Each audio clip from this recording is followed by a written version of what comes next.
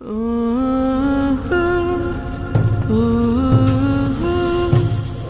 রাদিয়াল্লাহু তাআলা আনহু ইসলামের ইতিহাসের দ্বিতীয় খলিফা। 10 বছর খলিফা থাকার পরে হযরত ওমর রাদিয়াল্লাহু তাআলা আনহু ইন্তেকাল করলেন। ওনার ইন্তেকালের মাত্র 3 দিন পর একজন নতুন সাহাবী হযরত ওসমান ইবনে আফফান রাদিয়াল্লাহু তাআলা আনহু খলিফা নিযুক্ত হলেন। এই ওসমান ইবনে আফফান রাদিয়াল্লাহু তাআলা আনহু তিনি কে ছিলেন? তিনি ছিলেন রাসূলুল্লাহ সাল্লাল্লাহু আলাইহি সাল্লামের 2 জন কন্যার জামাতা।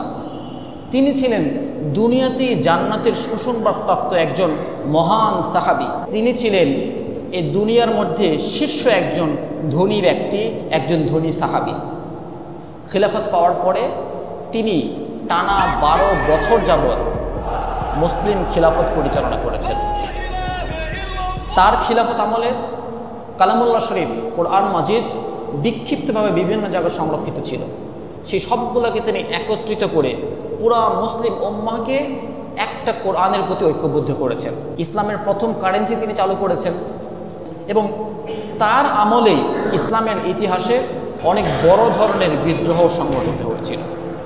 তো যেই সাহাবার আমলে এত বড় বড় ঘটনা ঘটে গেছে, আমরা সেই সাহাবা সম্পর্কে, সেই খলিফা সম্পর্কে খুব একটা ভালো মতো জানি না, অথচ তার জীবনটা আমাদের সকলের জন্য অনেক বেশি অনুপ্রেরণা দেয়।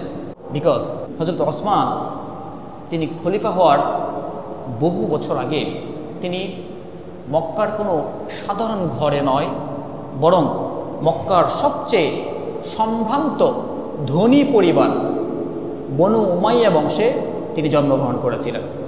তার পিতা আফফান মক্কার একজন বিশাল ব্যবসায়ী। তার কাপড়ের ব্যবসা ছিল এবং তার ব্যবসাটা রোম থেকে শুরু করে ইয়েমেন পর্যন্ত ওনার ব্যবসার চলন ছিল। তো যখন হযরত ওসমান রাদিয়াল্লাহু তাআলা আনহু অল্প বয়সী ছিলেন, এমন সময়ে তার পিতা আফফান এক সফর থেকে ফেরার পথে তিনি ইন্তেকাল করেন। এবং তিনি যখন ইন্তেকাল করেন, আফফানের 2 জন সন্তান ছিল, একজন হযরত ওসমান রাদিয়াল্লাহু তাআলা আনহু এবং ওনার বোন আমানা। তো ইসলাম পূর্ব যুগে তখন নিয়ম ছিল বাবার রেখে যাওয়া সম্পত্তি শুধুমাত্র উত্তরাধিকারত সন্তান, ছেলে সন্তান, মেয়েরা কোনো কিছুই পেত না। তো সেই নিয়ম অনুসারে হযরত ওসমান রাদিয়াল্লাহু তাআলা আনহু সেই সময়ে তার বাবার বিপুল পরিমাণ সম্পদের মালিক হয়ে গেলেন একেবারে তরুণ বয়সে, অল্প বয়সে। কিন্তু তখন সেই তরুণ বয়সে এত অঢেল পরিমাণ সম্পদের মালিক হওয়ার পরে তিনি কি করলেন? তিনি কি বিলাসিতাপূর্ণ জীবনযাপন করলেন? তিনি কি অহংকারপূর্ণ শাহজাদাদের মতো জীবনযাপন করলেন? না, বরং তিনি সেই সময় অল্প বয়সে তাদের পারিবারিক ব্যবসায় মনোযোগ দান করেছিলেন এবং সেই ব্যবসাটাকে তিনি ইন্টারন্যাশনাল পর্যায়ে নিয়ে গিয়েছিলেন এবং তার হাতে তাদের এই পারিবারিক বিজনেস এত বেশি খ্যাতি অর্জন করেছিল যে মক্কার যুবকরা, মক্কার তরুণরা তাকে তাদের আইডল হিসেবে মনে করত। এবং মক্কার মায়েরা তাদের সন্তানদেরকে ভালোবাসা বুঝাইতে যেয়ে বলতো, বাবা আমি তোমাকে ততটাই ভালোবাসি কুরাইশ বংশ যেভাবে হযরত ওসমানকে ভালোবাসে। তিনি এতটাই মানুষের কাছে গ্রহণযোগ্য ব্যক্তি ছিলেন এবং এতটাই রোল মডেল পার্সন ছিলেন।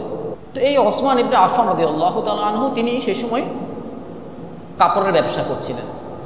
তো ওনার কাপড়ের ব্যবসা যখন চলছিল, ঠিক একই সময়ে অন্য আরও একজন ব্যক্তি, তারও কাপড়ের বিজনেস ছিল, সেটাও খুব দ্রুত মক্কায় গ্রো করতেছিল।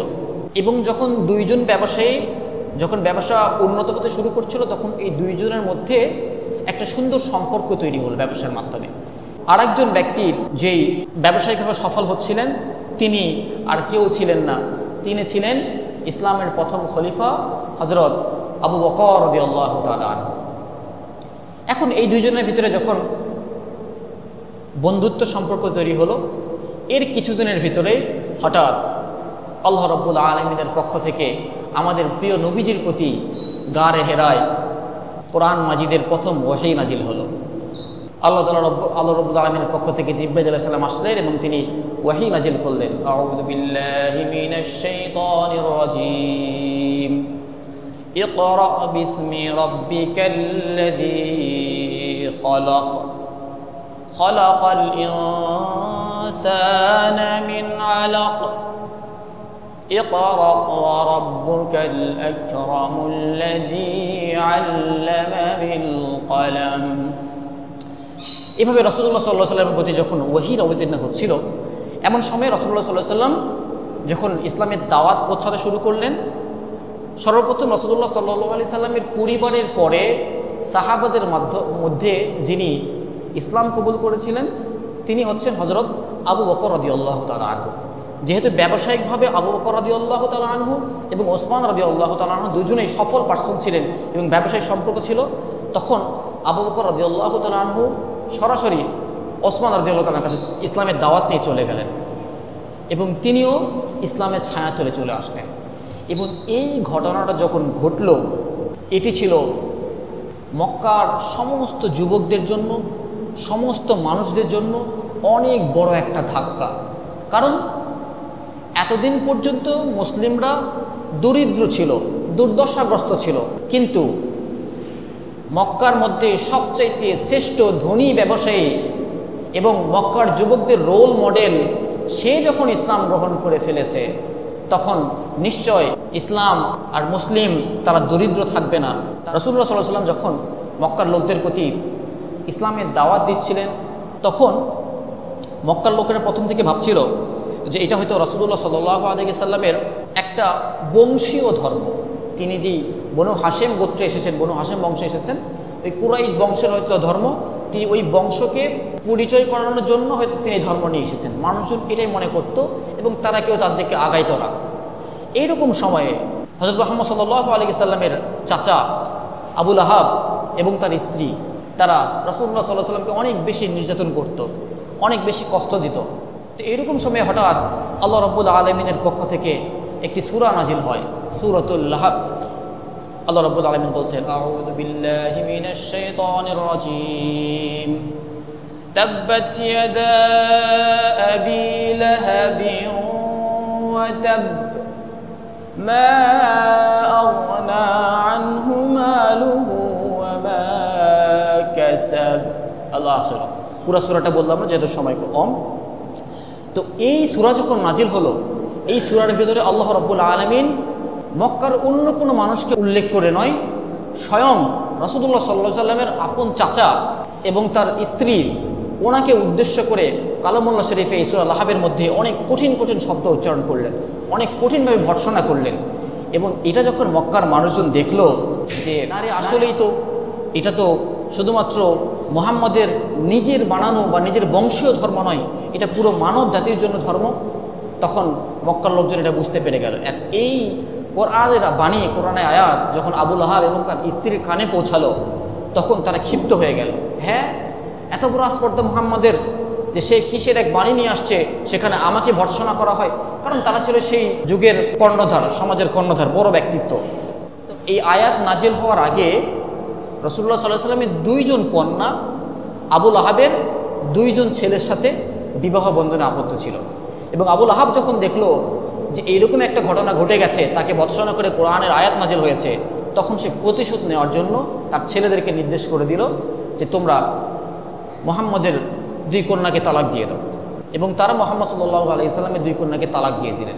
তখন ওসমান রাদিয়াল্লাহু তাআলা আনহু খেয়াল করে দেখলেন যে আবু লাহাব এই ঘটনাটি ঘটিয়েছে শুধুমাত্র রাসূলুল্লাহ সাল্লাল্লাহু আলাইহি ওয়াসাল্লামকে দুর্বল করার জন্য। তখন ওসমান রাদিয়াল্লাহু তাআলা আনহু সরাসরি রাসূলুল্লাহ সাল্লাল্লাহু আলাইহি ওয়াসাল্লামের কাছে তার কন্যা রোকাইয়ার বিবাহের প্রস্তাব নিয়ে গেলেন এবং রাসূলুল্লাহ সাল্লাল্লাহু আলাইহি ওয়াসাল্লাম হযরত ওসমান রাদিয়াল্লাহু তাআলা আনহুর সাথে তার কন্যা রোকাইয়ার বিবাহ বন্ধন করে দিলেন। এইরকম যখন ঘনিষ্ঠ আত্মীয় হয়ে গেলেন, মক্কার সবচাইতে ধনী ব্যক্তি, সবচেয়ে ধনী পরিবারের কর্ণধার, সে যখন রাসূলুল্লাহ সাল্লাল্লাহু আলাইহি ওয়াসাল্লামের ঘনিষ্ঠ আত্মীয় হয়ে গেলেন, এটা তখন মক্কার লোকজন আর সহ্য করতে পারল না। তখন তারা অনেক বেশি নিপীড়ন, অনেক বেশি অত্যাচার করতে শুরু করলো মুসলিমদের উপরে। এবং একটা পর্যায়ে অত্যাচার করতে করতে যখন দুইজন সাহাবী শহীদ হয়ে গেল। এমত অবস্থায় রাসূলুল্লাহ সাল্লাল্লাহু আলাইহি সাল্লাম ওসমান রাদিয়াল্লাহু তাআলাকে নির্দেশ দিলেন যে তোমার স্ত্রী সহ এবং কিছু মুসলিম সহ তোমরা হাবশা বা আবিসিনিয়া এখানে হিজরত করো। আবিসিনিয়ার যে বাদশাহ আছে সে তোমাদের সাথে উত্তম ব্যবহার করবে। তো রাসূলুল্লাহ সাল্লাল্লাহু আলাইহি সাল্লামের নির্দেশ মোতাবেক ওসমান রাদিয়াল্লাহু তাআলা আনহু হাবশায় হিজরত করলেন। সেখানে তিনি কিছুদিন যাপন করলেন, সেখানে তিনি তার ব্যবসা নতুন করে শুরু করলেন এবং সেখানে তিনি দীর্ঘ প্রায় 4 বছরের মতো অবস্থান করলেন। এরপরে তিনি আবার শুনতে পেলেন যে মক্কার সকল মানুষ ইসলাম ধর্ম গ্রহণ করেছে। এইটা শুনে তিনি পুনরায় আবার মক্কায় কামব্যাক করলেন। কিন্তু মক্কা আসার পর দেখলেন যে এটা ছিল একটা গুজব, কিন্তু বস্তুত তখন মক্কায় অনেক বেশি নির্যাতন নিপীড়ন চলছিল মুসলমানদের উপরে।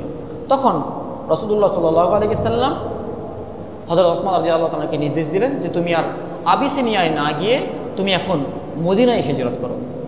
এরপর ওসমান রাদিয়াল্লাহু তাআলা আনহু রাসূলুল্লাহ সাল্লাল্লাহু আলাইহি ওয়াসাল্লামের কন্যা ওনাকে নিয়ে মদিনায় হিজরত করলেন। রাসূলুল্লাহ সাল্লাল্লাহু আলাইহি ওয়াসাল্লাম যখন মদিনায় হিজরত করলেন, মদিনার পরিস্থিতি মক্কার চাইতে একদম আলাদা ছিল। মক্কার লোকেরা প্রথম থেকেই সম্ভ্রান্তশীল ছিল, প্রথম থেকেই ধনী ব্যক্তি ছিল, কিন্তু মক্কা ছিল একটু দরিদ্র প্রকৃতির, গরিব প্রকৃতির অঞ্চল।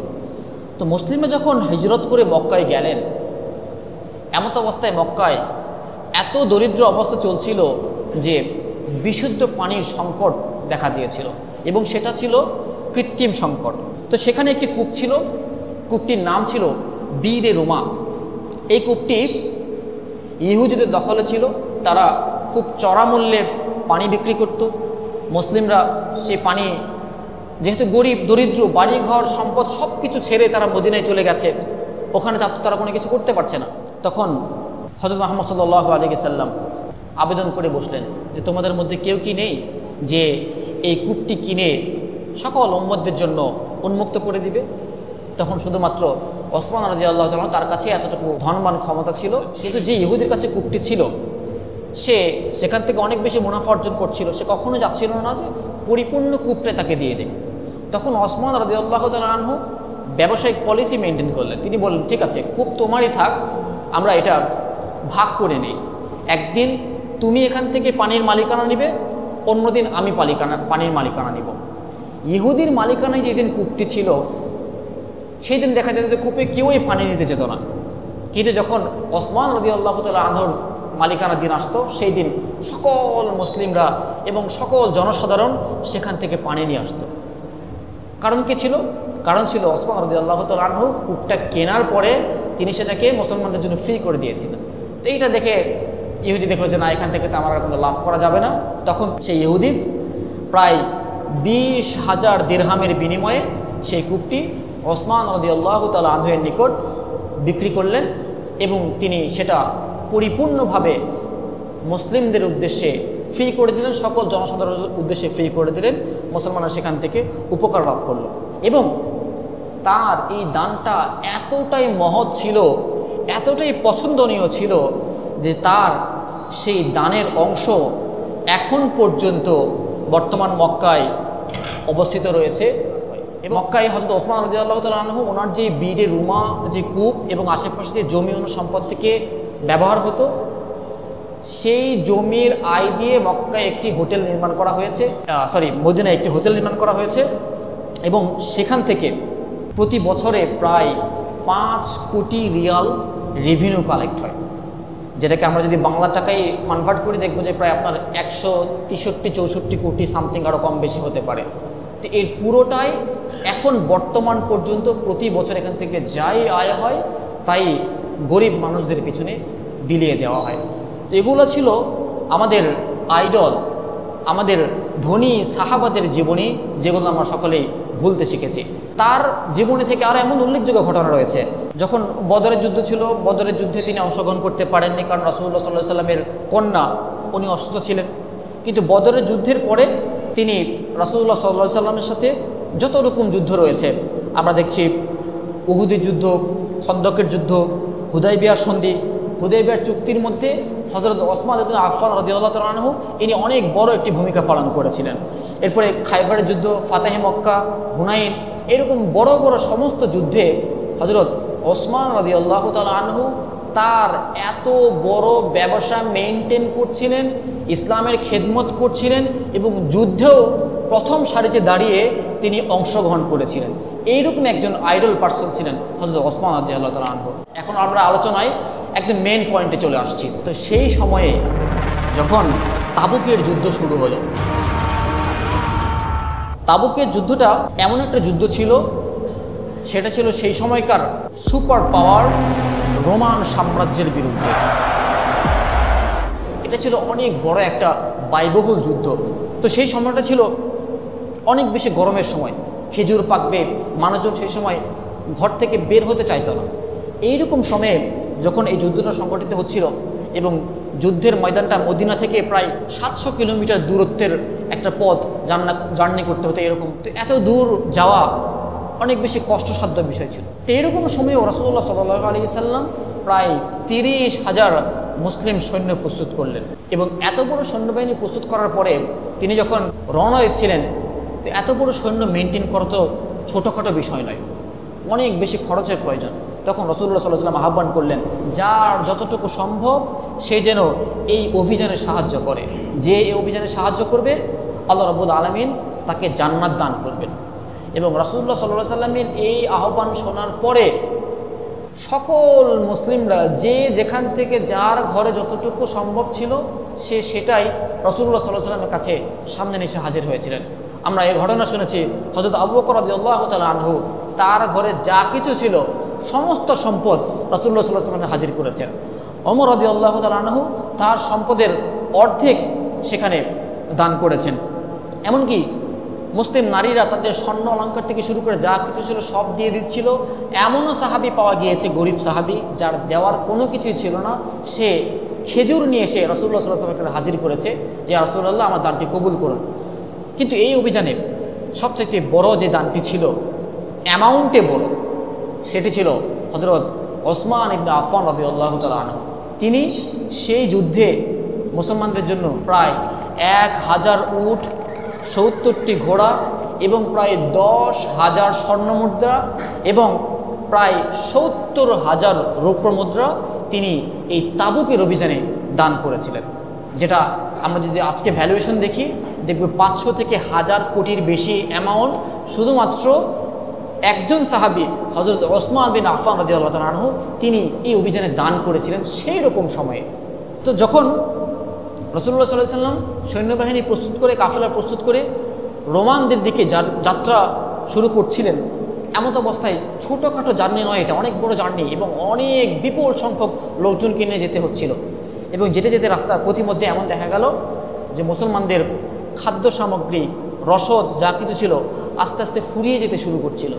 তখন মুসলিমরা রাসূলুল্লাহ সাল্লাল্লাহু আলাইহি ওয়াসাল্লামের দিকে তাকাচ্ছিলেন বারবার সাহায্যের জন্য। তেমন পরিস্থিতি দেখে হযরত ওসমান রাদিয়াল্লাহু তাআলা আনহু তিনি তখন আবারও দ্রুত গতিতে ছুটে গেলেন এবং বেশ কিছু উট বোঝাই করে বিভিন্ন রসদ, খাদ্য সামগ্রী এগুলো নিয়ে মুসলিমদের কাফেলার দিকে আবার আসতে শুরু করলেন। এবং দূর থেকে যখন রাসূলুল্লাহ সাল্লাল্লাহু আলাইহি ওয়াসাল্লাম এই দৃশ্যটি দেখছিলেন, তখন তিনি বলছিলেন, দেখো তোমাদের সহায়তার জন্য ওসমানের উট এগিয়ে আসছে। তিনি আল্লাহর কাছে দোয়া করলেন, আয় আল্লাহ তাআলা, আমি ওসমানকে নিয়ে সন্তুষ্ট, আপনিও তার প্রতি সন্তুষ্ট হয়ে যান। এরপরে যখন হযরত মুহাম্মদ সাল্লাল্লাহু আলাইহি ওয়াসাল্লাম এত বিপুল পরিমাণ সৈন্য সামন্ত নিয়ে যখন তাবুকের ময়দানে পৌঁছলেন, সেখানে গিয়ে দেখলেন রোমান সাম্রাজ্য, যাদেরকে আমরা আজকে দুনিয়ার বীর মনে করি, যাদের কথা শুনলে আমাদের কলিজা কাঁপে, তারা ভয়ে ওই যুদ্ধের ময়দান থেকে পালিয়ে গেছে। তো এই শেষ মুহূর্তে যখন ওসমান ইবনে আফফান রাদিয়াল্লাহু তাআলা আনহু আবারও তিনি এত বিপুল পরিমাণ সম্পদ পুনরায় মুসলমানদের জন্য নিয়ে আসলেন, তো তখন তিনি কি করলেন, তিনি কিছু সম্পদগুলো আবার বললেন যে আমাকে ফিরিয়ে দাও, আমার এত পরিমাণ সম্পদ, এটা তো আপনার আমার মতো 5-10 হাজার টাকা বা 1 লাখ 2 লাখ টাকা নয়, কোটি কোটি টাকার সম্পদ তিনি নিয়ে এসেছেন। আমরা হলে তো বলতাম যে যেহেতু যুদ্ধ আর হইল না, তাহলে আমার সম্পদ আমাকে ফিরিয়ে দেন। তিনি সেটা করেননি, তিনি ওই সম্পদটা মুসলিমদের জন্য, মুসলিমদের ফান্ডে তিনি দান করে দিলেন। এরকম মহান ব্যক্তিত্ব, মহান সাহাবী ছিলেন হযরত ওসমান রাদিয়াল্লাহু তাআলা আনহু। রাসূলুল্লাহ সাল্লাল্লাহু আলাইহি ওয়াসাল্লামের শেষ জীবন পর্যন্ত তিনি প্রত্যেকটা জায়গায় তিনি রাসূলের সঙ্গ দান করেছেন। হযরত আবু বকর রাদিয়াল্লাহু তাআলা যখন খলিফা হলেন, তিনি তাকে হযরত ওসমান রাদিয়াল্লাহু আনহুকে গুরুত্বপূর্ণ একজন মন্ত্রী হিসেবে দায়িত্ব নিযুক্ত করলেন। এরপরে যখন ওমর রাদিয়াল্লাহু আনহু দ্বিতীয় খলিফা নিযুক্ত হলেন, তিনিও তাকে প্রধান উপদেষ্টাদের মধ্যে একজন নিযুক্ত করলেন। এরপরে যখন 10 বছর হযরত ওমর রাদিয়াল্লাহু আনহু খিলাফা পরিচালনা করার পরে তিনি যখন মৃত্যুবরণ করলেন, তার 3 দিন পরে হযরত ওসমান রাদিয়াল্লাহু তাআলা আনহু তিনি ইসলামের তৃতীয় খলিফা নিযুক্ত হলেন। এই সময়টা ছিল অনেক বেশি একটা চ্যালেঞ্জিং সময়, কারণ রোমান এবং পারস্য সাম্রাজ্য তারা দেখলো যে ওমর এত বীর একজন মানুষ, সে যখন খলিফা থেকে চলে গেছে আর যখন ওসমানের মতো নরমসরম একজন মানুষ খলিফা এসেছে, তাহলে এখনই সুযোগ। এবং চারিদিক থেকে রোমান এবং পারস্য সাম্রাজ্য তারা বিভিন্ন ষড়যন্ত্র করার মাধ্যমে তখন খিলাফার প্রতি আক্রমণ করতে শুরু করলো।